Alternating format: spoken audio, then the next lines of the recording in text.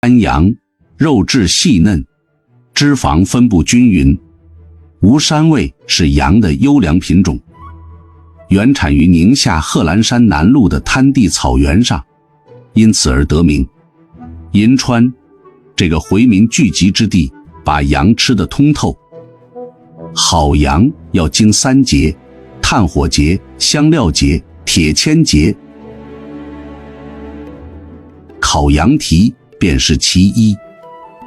3分卤，7分烤，行家手里各有千秋，精心挑选火燎脱毛的羊蹄，断筋。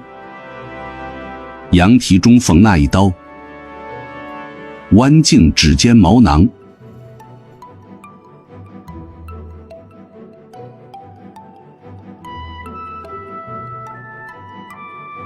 卤羊蹄是宁夏人的普遍吃法。羊蹄在老汤中卤煮，历尽漫长的4小时，渐渐褪去野性，胶质融化成琥珀色泽。煮好的羊蹄酥烂香糯，淋上蒜泥和醋，解腻提鲜。但这还不够获得撕咬的快感。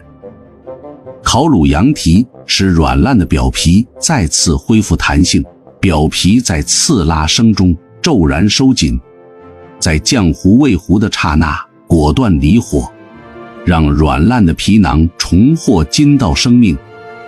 放下筷子才能参透羊蹄的奥妙。啃羊蹄的时候，先撕下焦脆的皮，再咬住颤动的筋，感受它在齿间倔强的回弹，最后吮进骨缝的卤汁。皮的滋味，筋的弹性，烤的焦香，卤的回甜，让回甘在喉间炸开，直到剩下一根光溜溜的骨头，才能心满意足。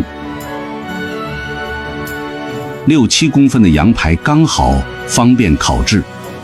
料理骨头是方寸之间的销魂操作，顺着羊排的肌肉纹理肉缝斜刺而入，在肉之间上下来回进行穿串，以便烤的时候不易掉落，也容易烤熟和方便调料的渗入。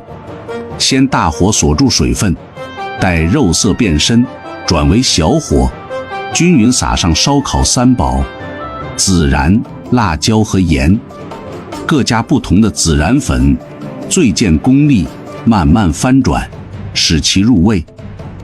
啃羊排，指尖紧扣骨缝，牙齿楔入肌里，向拓荒者征服一片丰饶的疆土。